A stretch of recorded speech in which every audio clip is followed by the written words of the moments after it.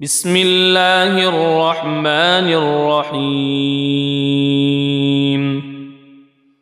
ياسين والقرآن الحكيم إنك لمن المرسلين على صراط مستقيم تنزيل العزيز الرحيم لتنذر قوما ما أنذر آباؤهم فهم غافلون لقد حق القول على أكثرهم فهم لا يؤمنون إنا جعلنا في أعناقهم أغلالا فهي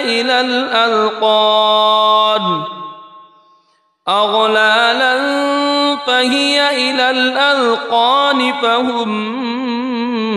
مقمحون وجعلنا من بين أيديهم سدا ومن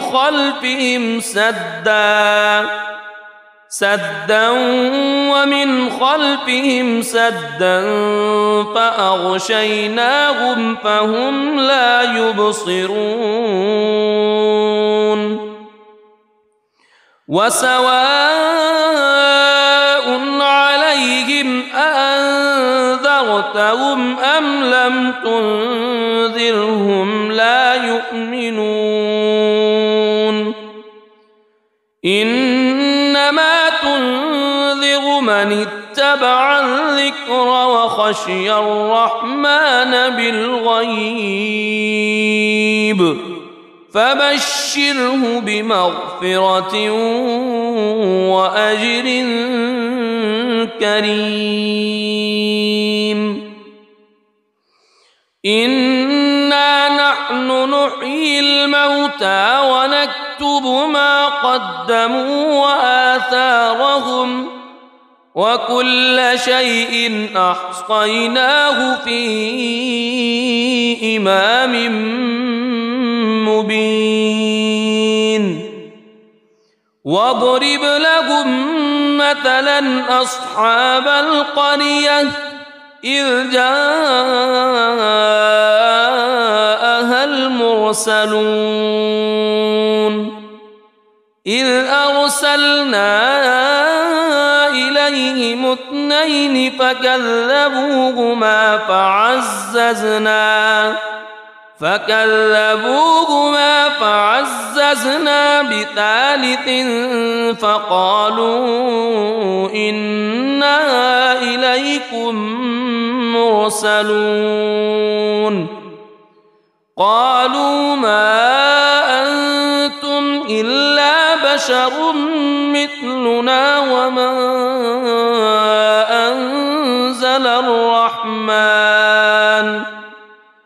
وما أنزل الرحمن من شيء إن أنتم إلا تكذبون قالوا ربنا يعلم إنا إليكم لمرسلون وما علينا إلا البلاغ المبين قالوا إنا تطيرنا بكم لئن لم تنتهوا لنرجمنكم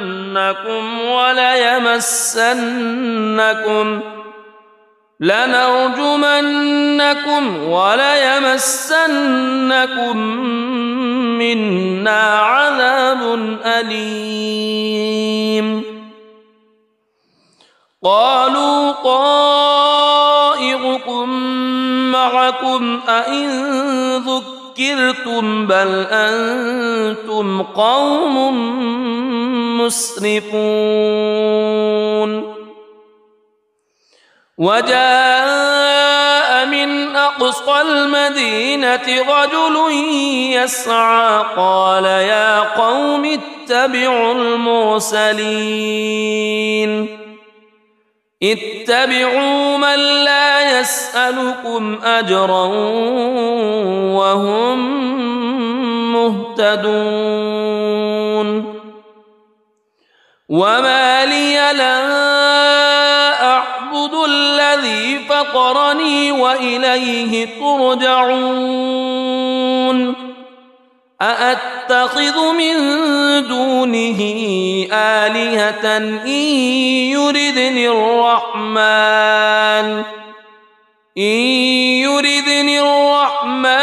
بضر لا تغن عني شفاعتهم شيئا ولا ينقذون إني إذا لفي ضلال مبين إني آمنت بربكم فاسمعون قيل ادخل الجنة قال يا ليت قومي يعلمون بما غفر لي ربي وجعلني من المكرمين وما أنزلنا على قومه من بعده من جند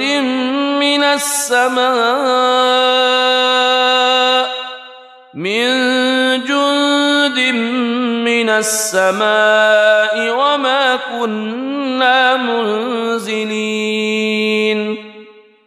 إن كانت إلا صيحة واحدة فإذا هم خامدون يا حسرة على العباد ما يأتيهم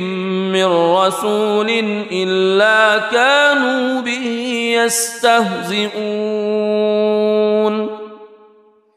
ألم يروا كم أهلكنا قبلهم من القرون أنهم إليهم لا يرجعون وإن كل لما جميع لدينا محضرون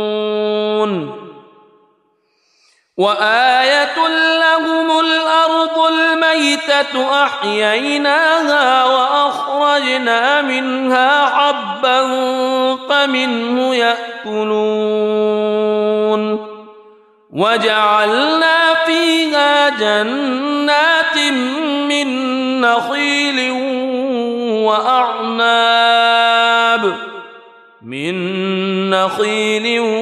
وأعناب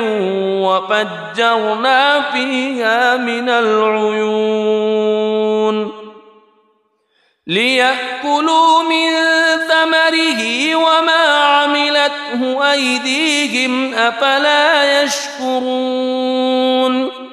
سبحان الذي خلق الأزواج كلها مما تنبت الأرض ومن أنفسهم ومما لا يعلمون وآية لهم الليل نسلخ منه النهار فإذا هم مظلمون والشمس تجري لمستقر لها ذلك تقدير العزيز العليم والقمر قدرناه منازل حتى عاد كالعرجون القديم لا الشمس ينبغي لها أن تدرك القمر ولا الليل سابق النهار وكل في فلك يسبحون وآية لهم أنا حملنا ذريتهم في الفلك المشحون وخلقنا لهم من مثله ما يركبون وإن نشأ نغرقهم فلا صريخ لهم ولا هم ينقذون إلا رحمة منا ومتاعا إلى حين وإذا قيل لهم اتقوا ما بين أيديكم وما خلفكم لعلكم ترحمون وما تأتيهم من آية من آيات ربهم إلا كانوا عنها معرضين وإذا قيل لهم أنفقوا مما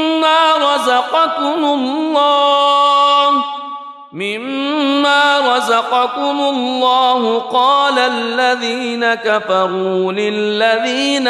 آمنوا أنطعم من لو يشاء الله أطعمه إن أنتم إلا في ضلال مبين ويقولون متى هذا الوعد إن كنتم صادقين ما ينظرون إلا صيحة واحدة تأخذهم وهم يخصمون فلا يستطيعون توصية ولا إلى أهلهم يرجعون ونفخ في الصور فإذا هم من الأجداث إلى ربهم ينسلون قالوا يا ويلنا من بعثنا من مرقدنا هذا ما وعد الرحمن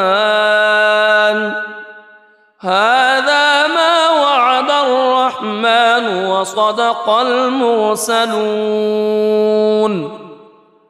إن كانت إلا صيحة واحدة فإذا هم جميع لدينا محضرون فاليوم لا تظلم نفس شيئا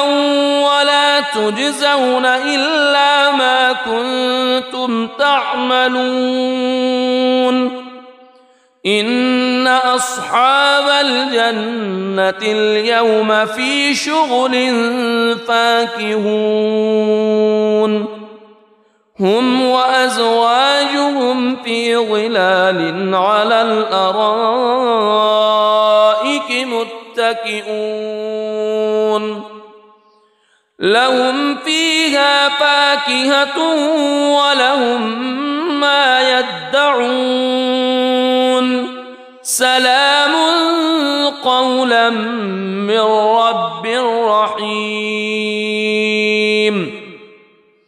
وامتازوا اليوم أيها المجرمون ألم أعهد إليكم يا بني ألا تعبدوا الشيطان ألم أعهد إليكم يا بني آدم ألا تعبدوا الشيطان إنه لكم عدو مبين وأن اعبدوني هذا صراط مستقيم ولقد أضل منكم جبلا كثيرا أفلم تكونوا تعقلون هذه جهنم التي كنتم توعدون اصلوها اليوم بما كنتم تكفرون اليوم نختم على أفواههم وتكلمنا أيديهم وتشهد أرجلهم بما كانوا يكسبون ولو نشاء لطمسنا على أعينهم فاستبقوا الصراط فأنى يبصرون ولو نشاء لمسخناهم على مكانتهم فما استطاعوا مضيا ولا يرجعون ومن نعمره ننكسه في الخلق أفلا يعقلون وما علمناه الشعر وما ينبغي له إن هو إلا ذكر وقرآن مبين لينذر من كان حيا ويحق القول على الكافرين أولم يروا أنا خلقنا لهم مما عملت أيدينا أنعاما فهم لها مالكون وذللناها لهم فمنها ركوبهم ومنها يأكلون ولهم فيها منافع ومشارب أفلا يشكرون واتخذوا من دون الله آلهة لعلهم ينصرون لا يستطيعون نصرهم وهم لهم جند محضرون فلا يحزنك قولهم إنا نعلم ما يسرون وما يعلنون أولم يرى الإنسان أنا خلقناه من نطفة فإذا هو خصيم مبين وضرب لنا مثلا ونسي خلقه قال من يحيي العظام وهي رميم قل يحييها الذي أنشأها أول مرة وهو بكل خلق عليم الذي جعل لكم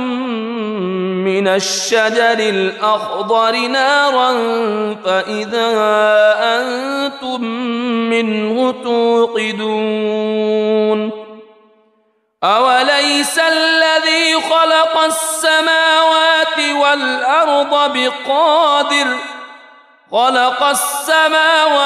والأرض بقادر على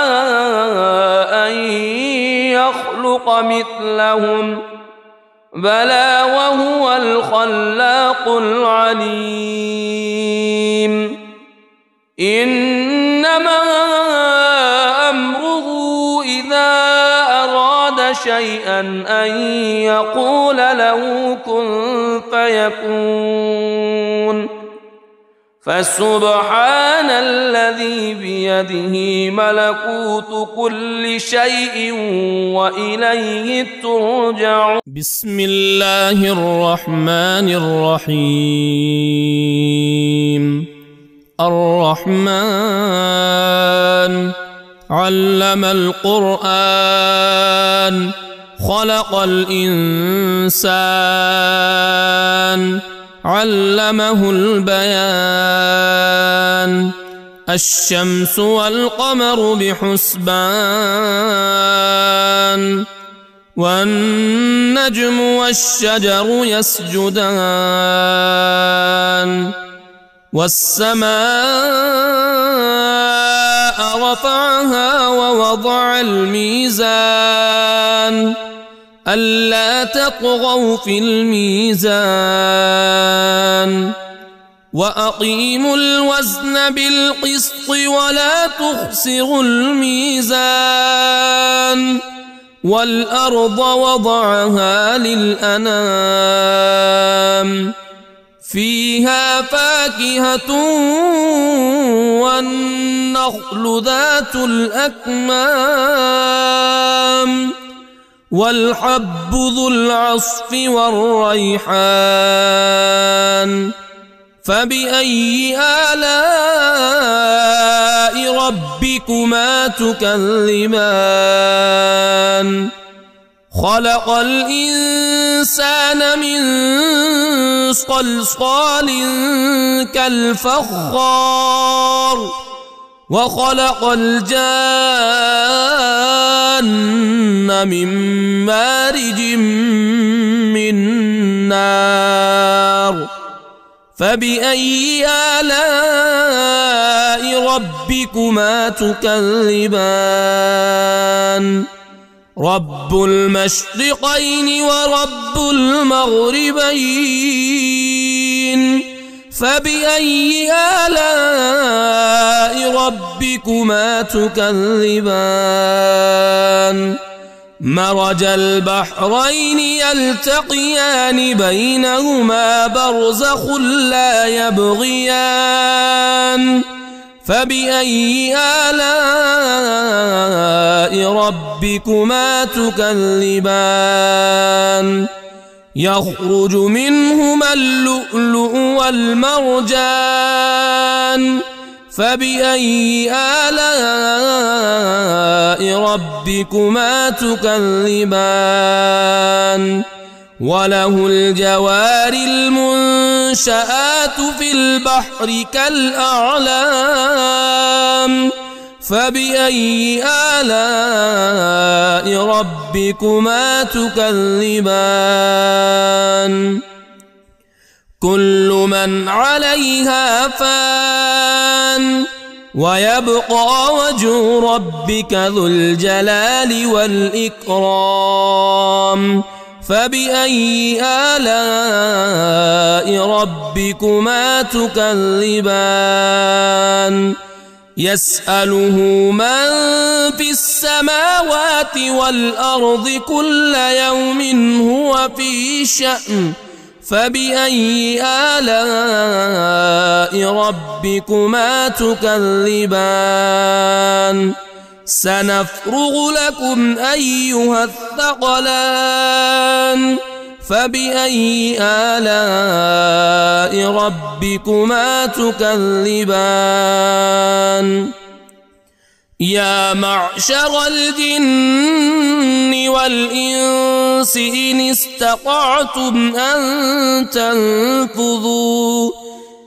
استطعتم أن تنفذوا من أقطار السماوات والأرض فانفذوا لا تنفذون إلا بسلطان فبأي آلاء ربكما تكذبان يرسل عليكما شواظ من نار ونحاس فلا تنتصران فبأي آلاء ربكما تكذبان فإذا انشقت السماء فكانت وردة كالدهان فبأي آلاء ربكما تكذبان فيومئذ لا يسأل عن ذنبه إنس ولا جان فبأي آلاء ربكما تكذبان يعرف المجرمون بسيماهم فيؤخذ بالنواصي والأقدام فبأي آلاء ربكما تكذبان هذه جهنم التي يكذب بها المجرمون يطوفون بينها وبين حميم آن فبأي آلاء ربكما تكذبان ولمن خاف مقام ربه جنتان فبأي آلاء ربكما تكذبان ذواتا أفنان فبأي آلاء ربكما تكذبان فيهما عينان تجريان فبأي آلاء ربكما تكذبان فيهما من كل فاكهة زوجان فبأي آلاء ربكما تكذبان متكئين على فرش بطائنها من استبرق وجنى الجنتين دان فبأي آلاء ربكما تكذبان فيهن قاصرات الطرف لم يطمثهن إنس قبلهم ولا جان فبأي آلاء ربكما تكذبان كأنهن الياقوت والمرجان فبأي آلاء ربكما تكذبان هل جزاء الإحسان إلا الإحسان فبأي آلاء ربكما تكذبان ومن دونهما جنتان فبأي آلاء ربكما تكذبان مدهامتان فبأي آلاء ربكما تكذبان فيهما عينان نضاختان فبأي آلاء ربكما تكذبان فيهما فاكهة ونخل ورمان فبأي آلاء ربكما تكذبان فيهن خيرات حسان فبأي آلاء ربكما تكذبان حور مقصورات في الخيام فبأي آلاء ربكما تكذبان لم يطمثهن إنس قبلهم ولا جان فبأي آلاء ربكما تكذبان متكئين على رفرف خضر وعبقري حسان فبأي آلاء ربكما تكذبان تبارك اسم ربك ذي الجلال والإكرام. بسم الله الرحمن الرحيم. ياسين والقرآن الحكيم إنك لمن المرسلين على صراط مستقيم تنزيل العزيز الرحيم لتنذر قوما ما أنذر آباؤهم فهم غافلون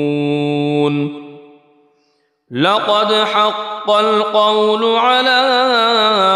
أكثرهم فهم لا يؤمنون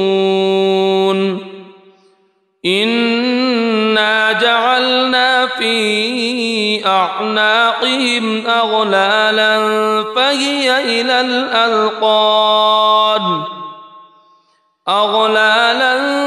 فهي إلى الأذقان فهم مقمحون وجعلنا من بين أيديهم سدا ومن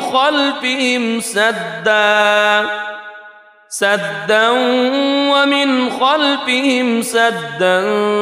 فأغشيناهم فهم لا يبصرون وسواء عليهم أأنذرتهم أم لم تنذرهم لا يؤمنون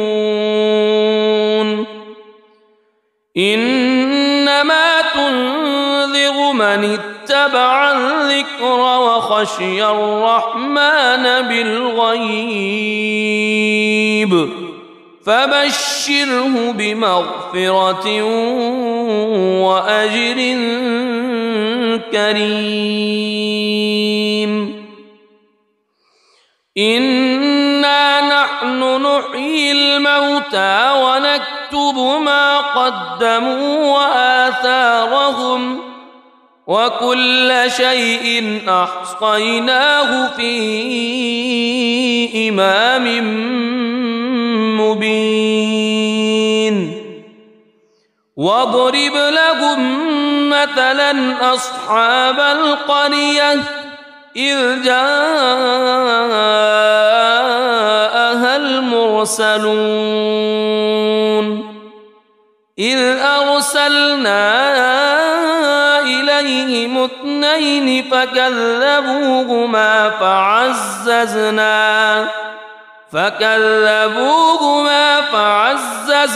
بثالث فقالوا إنا إليكم مرسلون قالوا ما أنتم إلا بشر مثلنا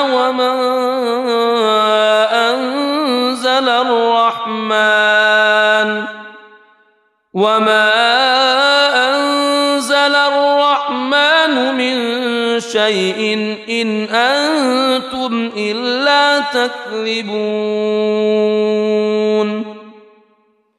قالوا ربنا يعلم إنا إليكم لمرسلون وما علينا إلا البلاغ المبين قالوا إنا تطيرنا بكم لئن لم تنتهوا لنرجمنكم وليمسنكم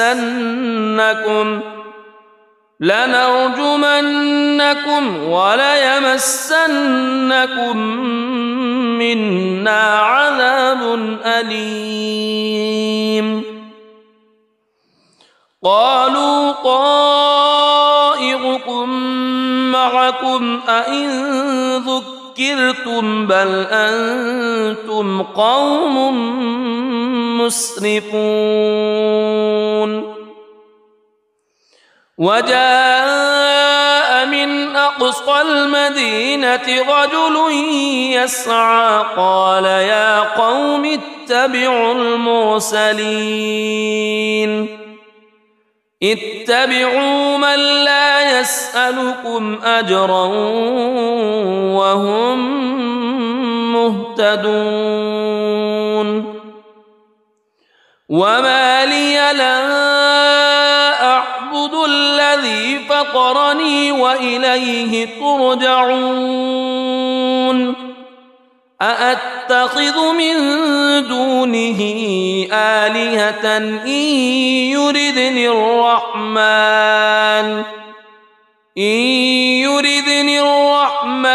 بضر لا تغن عني شفاعتهم شيئا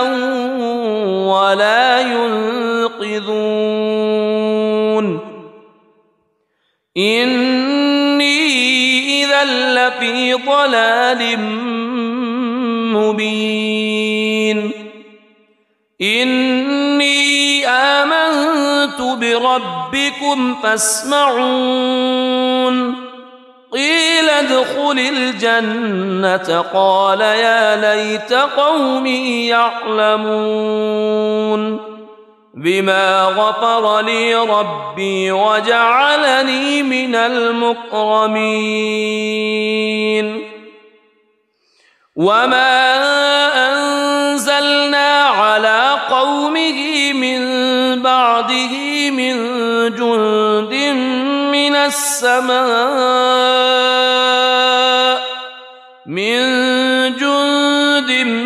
من السماء وما كنا منزلين إن كانت إلا صيحة واحدة فإذا هم خامدون يا حسرة على العباد ما يأتيهم من رسول إلا كانوا به يستهزئون ألم يروا كم أهلكنا قبلهم من القرون أنهم إليهم لا يرجعون وإن كل لما جميع لدينا محضرون وآية لهم الأرض الميتة أحييناها وأخرجنا منها حبا فمنه يأكلون وجعلنا فيها جنات من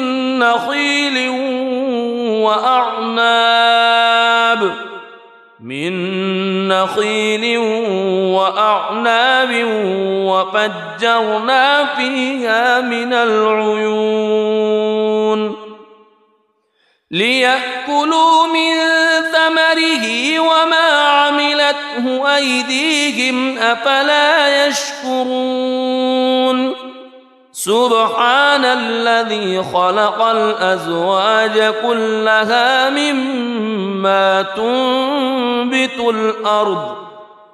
مما تنبت الأرض ومن أنفسهم ومما لا يعلمون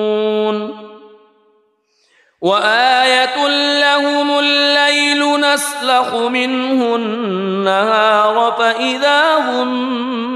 مظلمون والشمس تجري لمستقر لها ذلك تقدير العزيز العليم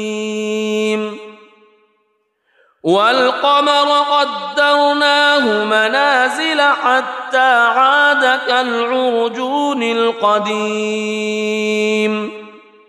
لا الشمس ينبغي لها أن تدرك القمر ولا الليل سابق النهار وكل في فلك يسبحون وآية لهم أنا حملنا ذريتهم في الفلك المشحون وخلقنا لهم من مثله ما يركبون وإن نشأ نغرقهم فلا صريخ لهم ولا هم ينقذون إلا رحمة منا ومتاعا إلى حين وإذا قيل لهم اتقوا ما بين أيديكم وما خلفكم لعلكم ترحمون وما تأتيهم من آية من آيات ربهم إلا كانوا عنها معرضين وإذا قيل لهم أنفقوا مما رزقكم الله قال الذين كفروا للذين آمنوا أنطعم من لو يشاء الله أطعمه إن أنتم إلا في ضلال مبين ويقولون متى هذا الوعد إن كنتم صادقين ما ينظرون إلا صيحة واحدة تأخذهم وهم يخصمون فلا يستطيعون توصية ولا إلى أهلهم يرجعون ونفخ في الصور فإذا هم من الأجداث إلى ربهم ينسلون قالوا يا ويلنا من بعثنا من مرقدنا هذا ما وعد الرحمن وصدق المرسلون إن كانت إلا صيحة واحدة فإذا هم جميع لدينا محضرون فاليوم لا تظلم نفس شيئا ولا تجزون إلا ما كنتم تعملون إن أصحاب الجنة اليوم في شغل فاكهون هم وأزواجهم في ظلال على الأرائك متكئون لهم فيها فاكهة ولهم ما يدعون سلام قولا من رب رحيم وامتازوا اليوم أيها المجرمون ألم أعهد إليكم يا بني ألا تعبدوا الشيطان ألم أعهد إليكم يا بني آدم ألا تعبدوا الشيطان إنه لكم عدو مبين وأن اعبدوني هذا صراط مستقيم ولقد أضل منكم جبلا كثيرا أفلم تكونوا تعقلون هذه جهنم التي كنتم توعدون اصلوها اليوم بما كنتم تكفرون اليوم نختم على أفواههم وتكلمنا أيديهم وتشهد أرجلهم بما كانوا يكسبون ولو نشاء لطمسنا على أعينهم فاستبقوا الصراط فأنى يبصرون ولو نشاء لمسخناهم على مكانتهم فما استطاعوا مضيا ولا يرجعون ومن نعمره ننكسه في الخلق أفلا يعقلون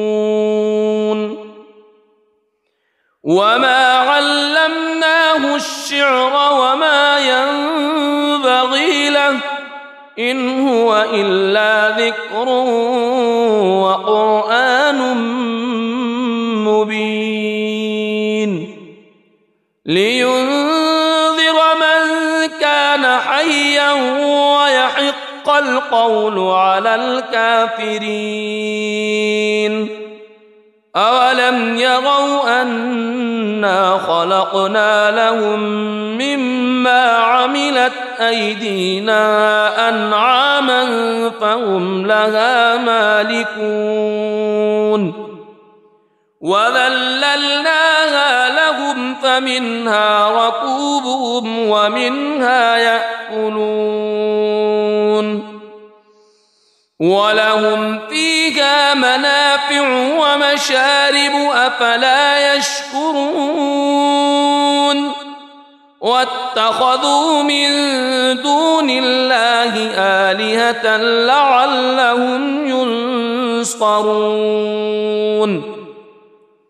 لا يستطيعون نصرهم وهم لهم جند محضرون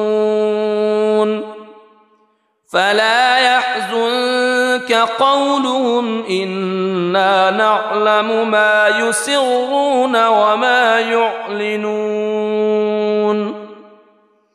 أولم ير الإنسان أنا خلقناه من نطفة فإذا هو خصيم مبين وضرب لنا مثلا ونسي خلقه قال من يحيي العظام وهي رميم قل يحييها الذي أنشأها أول مرة وهو بكل خلق عليم الذي جعل لكم من الشجر الأخضر نارا فإذا أنتم منه توقدون أوليس الذي خلق السماوات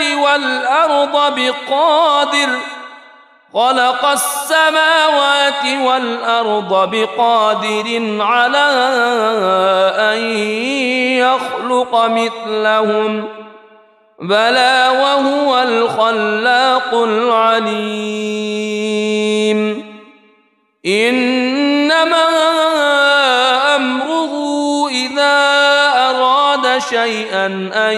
يقول له كن فيكون فسبحان الذي بيده ملكوت كل شيء وإليه ترجعون. بسم الله الرحمن الرحيم. الرحمن علم القرآن خلق الإنسان علمه البيان. الشمس والقمر بحسبان والنجم والشجر يسجدان. والسماء رفعها ووضع الميزان ألا تطغوا في الميزان وأقيموا الوزن بالقسط ولا تخسروا الميزان. والأرض وضعها للأنام فيها فاكهة والنخل ذات الأكمام والحب ذو العصف والريحان. فبأي آلاء ربكما تكذبان؟ خلق الإنسان من صلصال كالفخار وخلق الجان من مارج من نار. فبأي آلاء ربكما تكذبان؟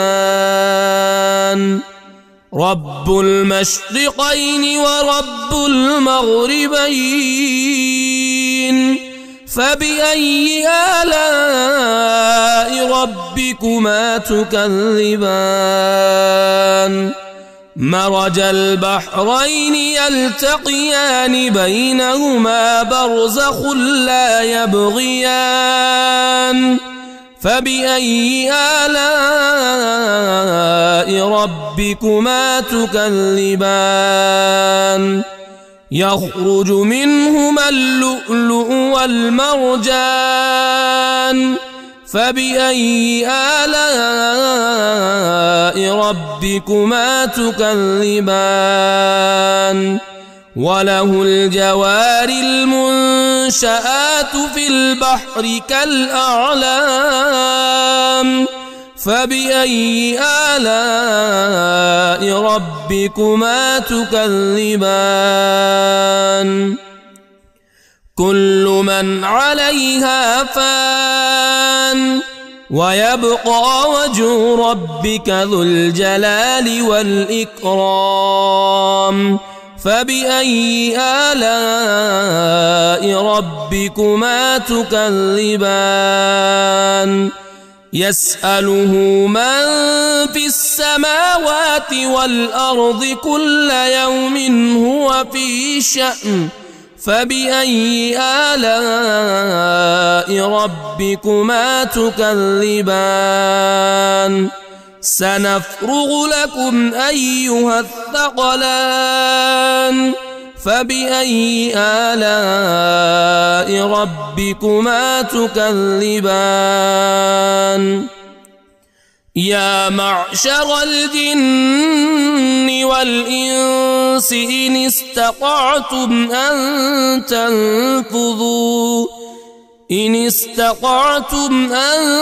تنفذوا من أقطار السماوات والأرض فانفذوا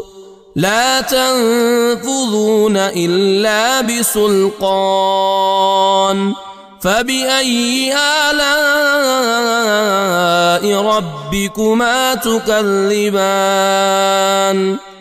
يرسل عليكما شواظ من نار ونحاس فلا تنتصران. فبأي آلاء ربكما تكذبان فإذا انشقت السماء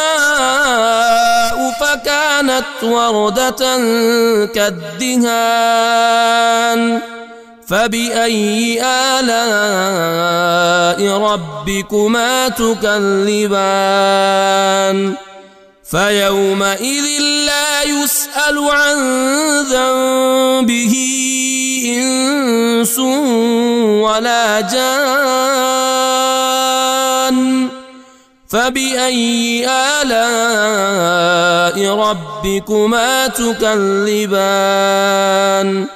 يعرف المجرمون بسيماهم فيؤخذ بالنواصي والأقدام فبأي آلاء ربكما تكذبان هذه جهنم التي يكذب بها المجرمون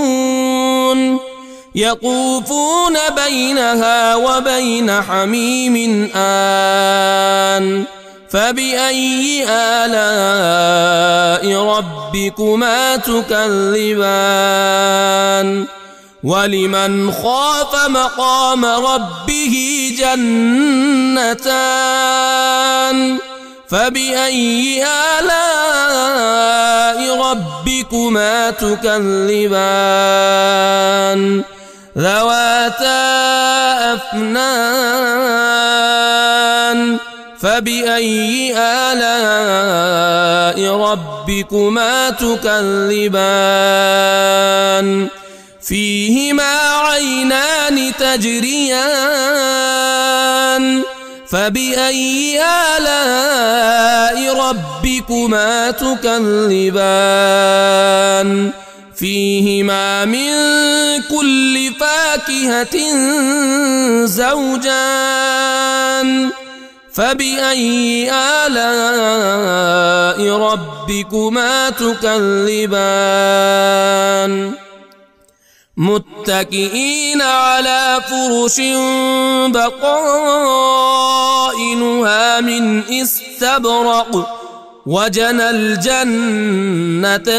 دان فبأي آلاء ربكما تكذبان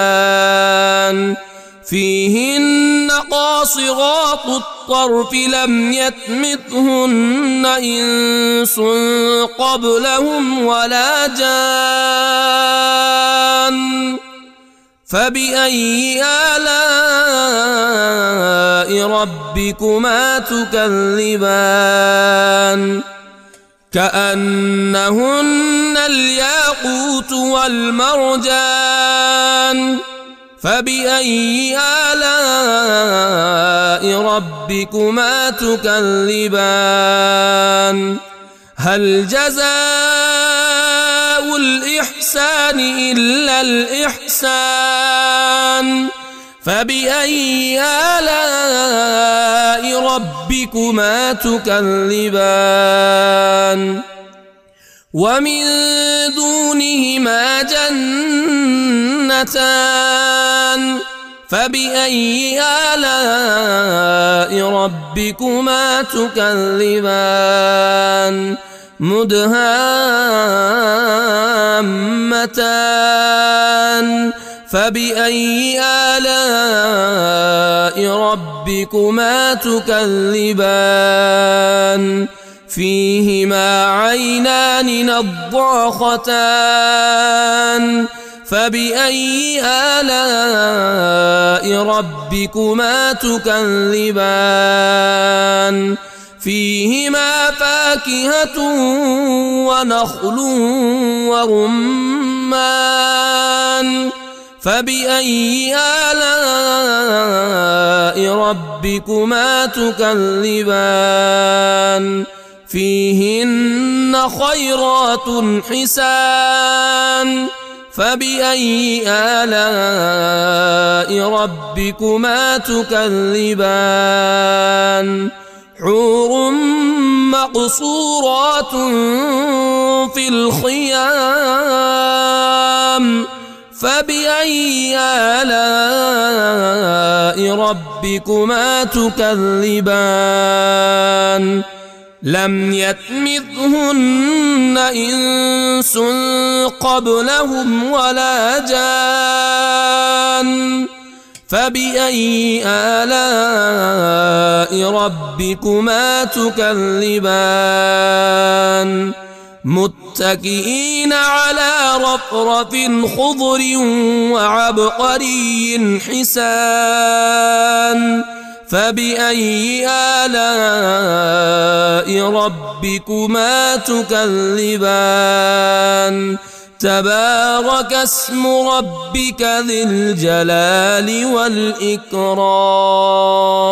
بسم الله الرحمن الرحيم ياسين والقرآن الحكيم إنك لمن المرسلين على صراط مستقيم تنزيل العزيز الرحيم لتنذر قوما ما أنذر آباؤهم فهم غافلون لقد حق القول على أكثرهم فهم لا يؤمنون إنا جعلنا في أعناقهم أغلالا فهي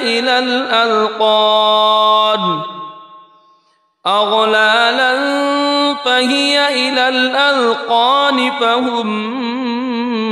مقمحون وجعلنا من بين أيديهم سدا ومن خلفهم سدا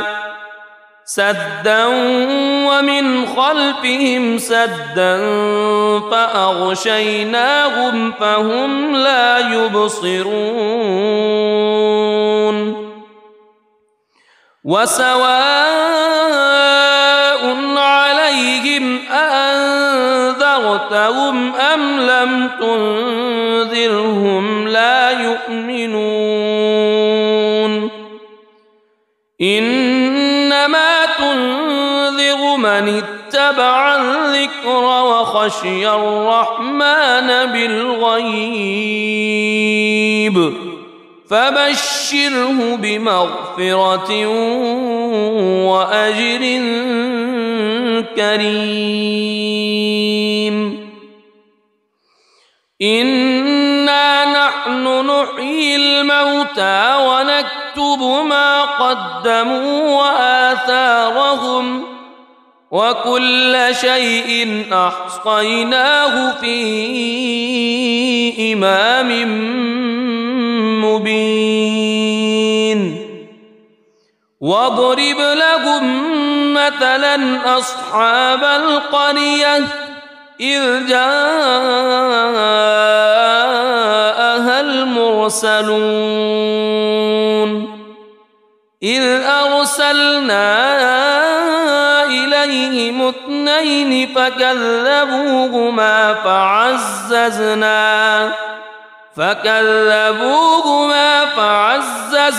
بثالث فقالوا إنا إليكم مرسلون قالوا ما أنتم إلا بشر مثلنا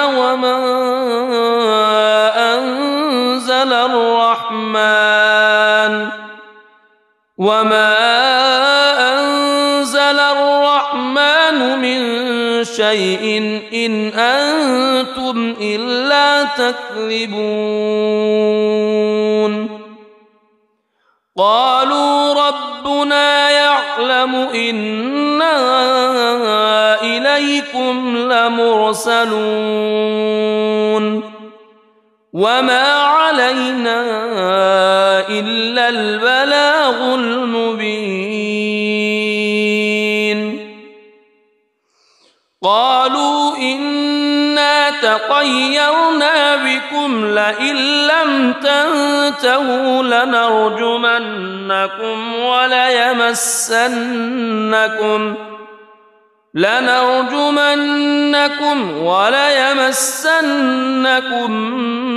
منا عذاب أليم قالوا طائركم معكم أئن ذكرتم بل أنتم قوم مسرفون وجاء من أقصى المدينة رجل يسعى قال يا قوم اتبعوا اتبعوا من لا يسألكم أجرا وهم مهتدون وما لي لا أعبد الذي فطرني وإليه ترجعون أأتخذ من دونه آلهة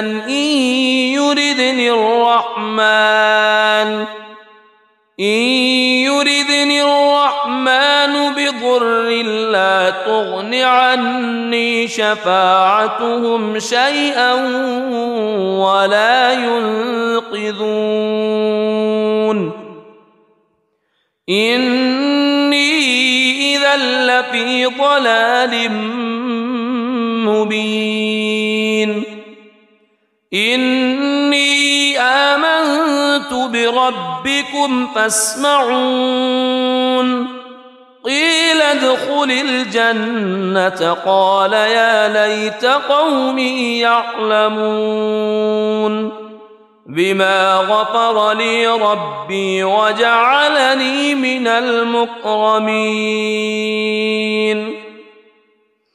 وما أنزلنا على قومه من بعده من جند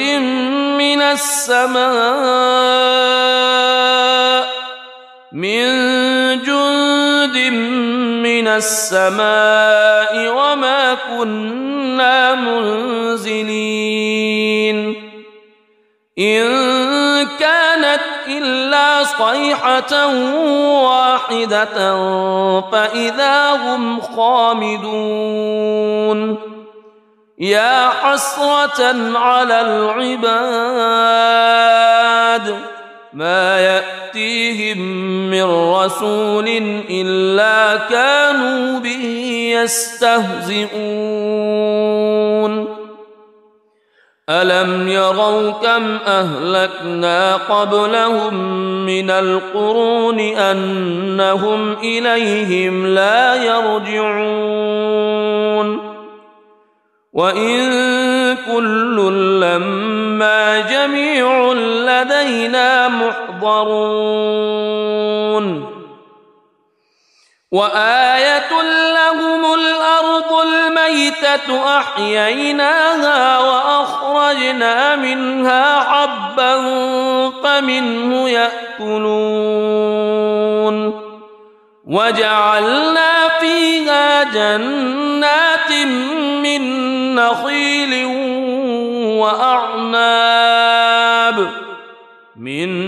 نخيل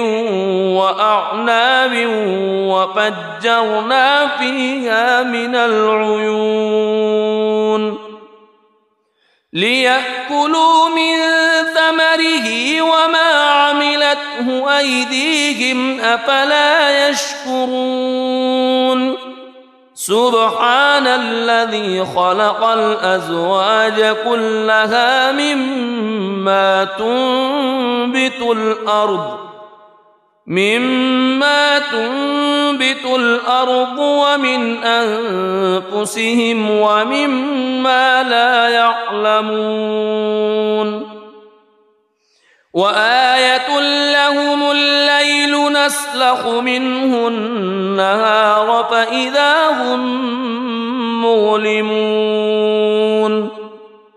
والشمس تجري لمستقر لها ذلك تقدير العزيز العليم والقمر قدرناه منازل حتى عاد كالعرجون القديم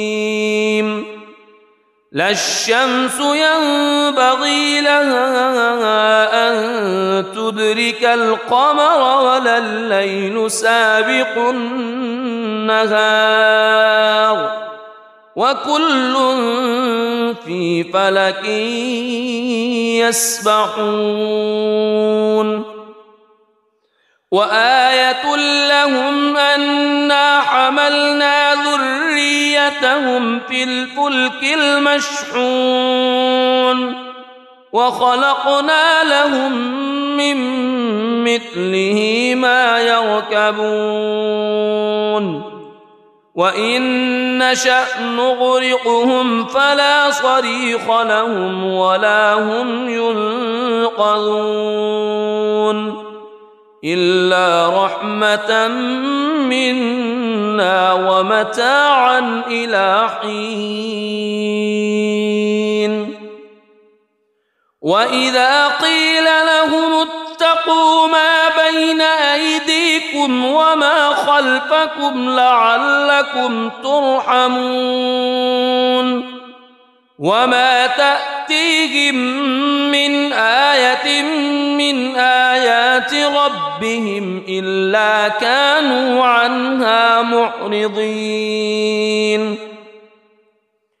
وإذا قيل لهم أنفقوا مما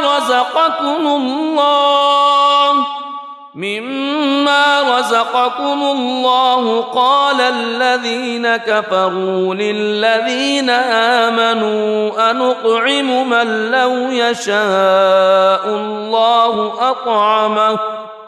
إن أنتم إلا في ضلال مبين ويقولون متى هذا الوعد إن كنتم صادقين ما ينظرون إلا صيحة واحدة تأخذهم وهم يخصمون فلا يستطيعون توصية ولا إلى أهلهم يرجعون ونفخ في الصور فإذا هم من الأجداث إلى ربهم ينسلون قالوا يا ويلنا من بعثنا من مرقدنا هذا ما وعد الرحمن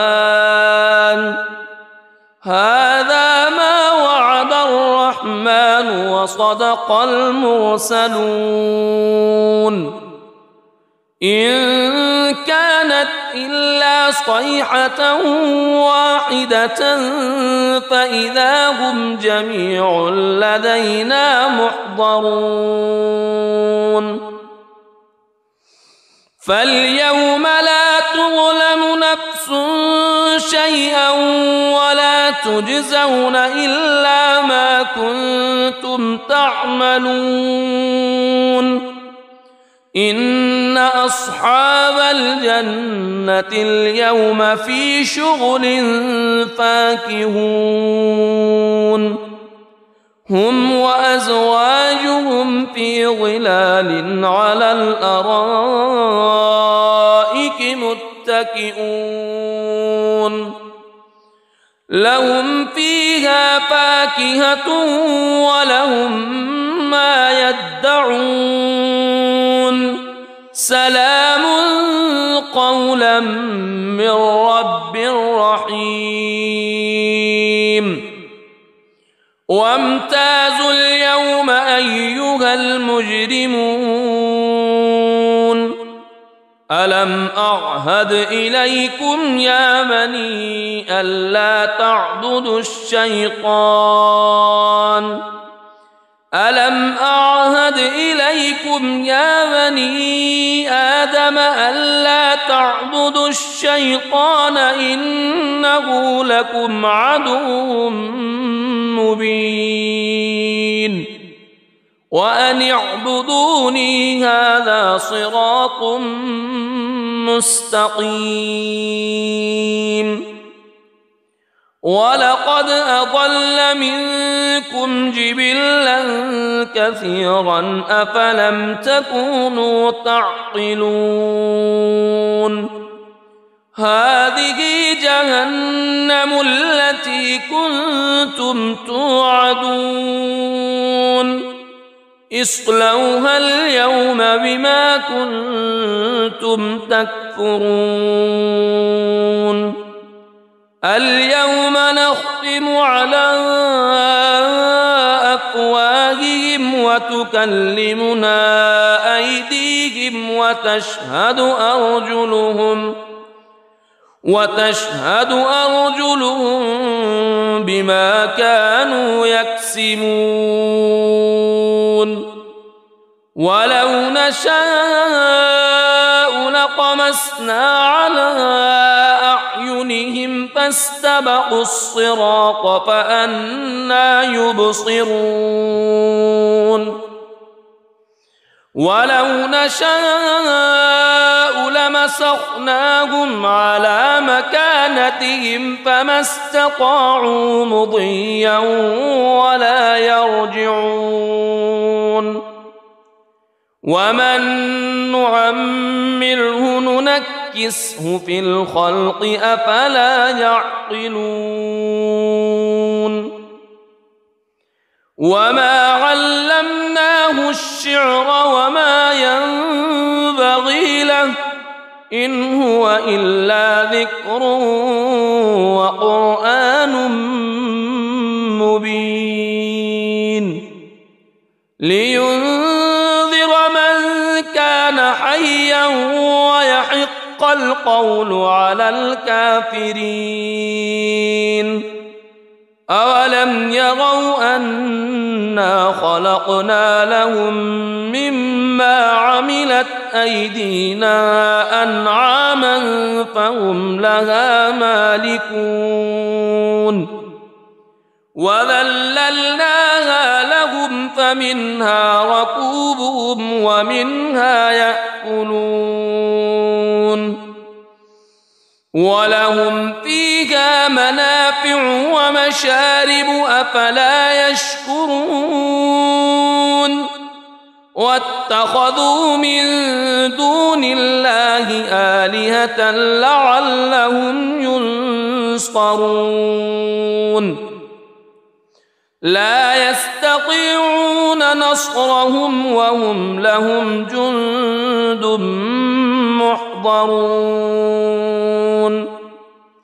فلا يحزنك قولهم إنا نعلم ما يسرون وما يعلنون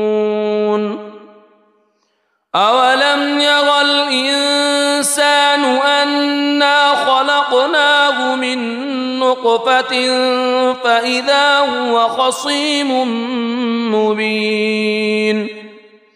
وضرب لنا مثلا ونسي خلقه قال من يحيي العظام وهي رميم قل يحييها الذي أنشأها أول مرة وهو بكل خلق عليم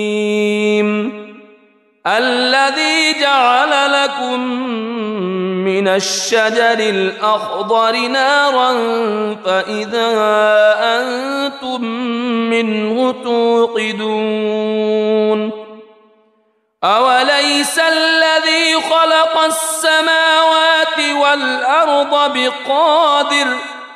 خلق السماوات والأرض بقادر على أن يخلق مثلهم بلى وهو الخلاق العليم إنما أمره إذا أراد شيئا أن يقول له كن فيكون فسبحان الذي بيده ملكوت كل شيء وإليه ترجعون. بسم الله الرحمن الرحيم. الرحمن علم القرآن خلق الإنسان علمه البيان الشمس والقمر بحسبان والنجم والشجر يسجدان والسماء رفعها ووضع الميزان ألا تطغوا في الميزان وأقيموا الوزن بالقسط ولا تخسروا الميزان والأرض وضعها للأنام فيها فاكهة والنخل ذات الأكمام والحب ذو العصف والريحان فبأي آلاء ربكما تكذبان خلق الإنسان من صلصال كالفخار وخلق الجان من مارج من نار فبأي آلاء ربكما تكذبان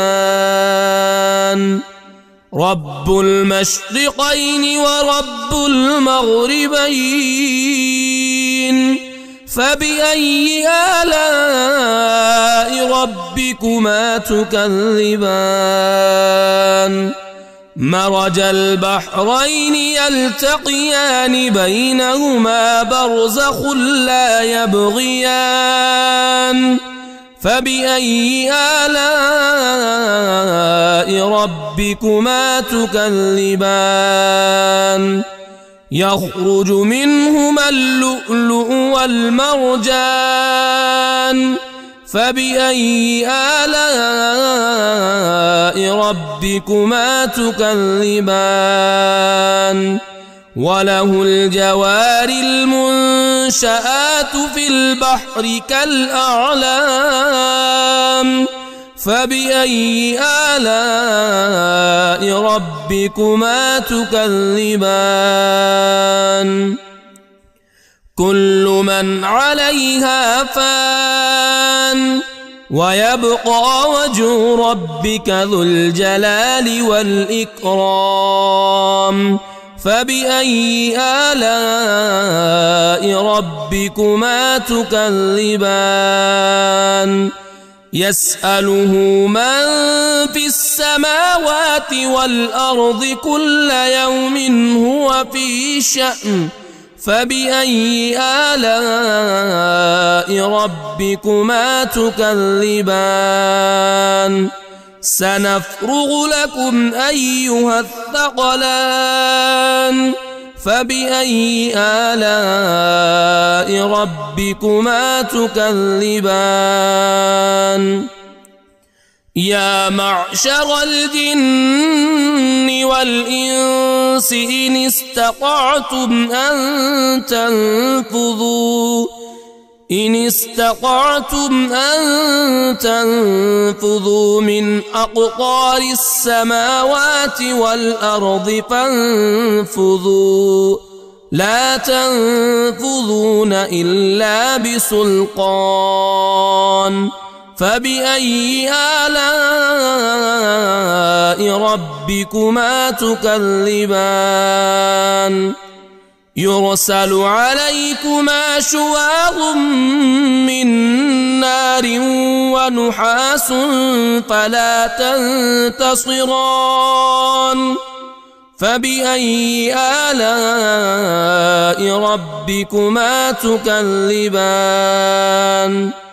فإذا انشقت السماء فكانت وردة كالدهان فبأي آلاء ربكما تكذبان فيومئذ لا يسأل عن ذنبه إنس ولا جان فبأي آلاء ربكما تكذبان يعرف المجرمون بسيماهم فيؤخذ بالنواصي والأقدام فبأي آلاء ربكما تكذبان هذه جهنم التي يكذب بها المجرمون يطوفون بينها وبين حميم آن فبأي آلاء ربكما تكذبان ولمن خاف مقام ربه جنتان فبأي آلاء ربكما تكذبان ذواتا أفنان فبأي آلاء ربكما تكذبان فيهما عينان تجريان فبأي آلاء ربكما تكذبان فيهما من كل فاكهة زوجان فبأي آلاء ربكما تكذبان متكئين على فرش بطائنها من استبرق وجنى الجنتين دان فبأي آلاء ربكما تكذبان فيهن قاصرات الطرف لم يطمثهن إنس قبلهم ولا جان فبأي آلاء ربكما تكذبان كأنهن الياقوت والمرجان فبأي آلاء ربكما تكذبان هل جزاء الإحسان إلا الإحسان فبأي آلاء ربكما تكذبان ومن دونهما جنتان فبأي آلاء ربكما تكذبان مدهامتان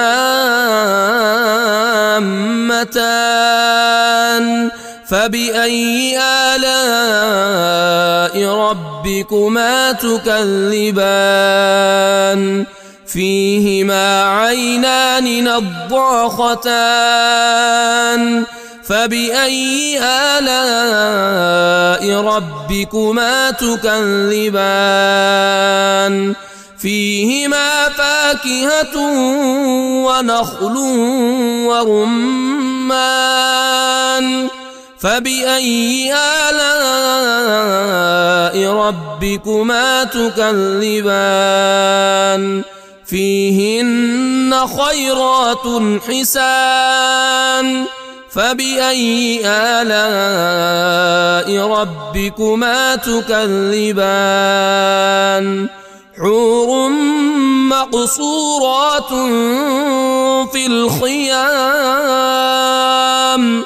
فبأي آلاء ربكما تكذبان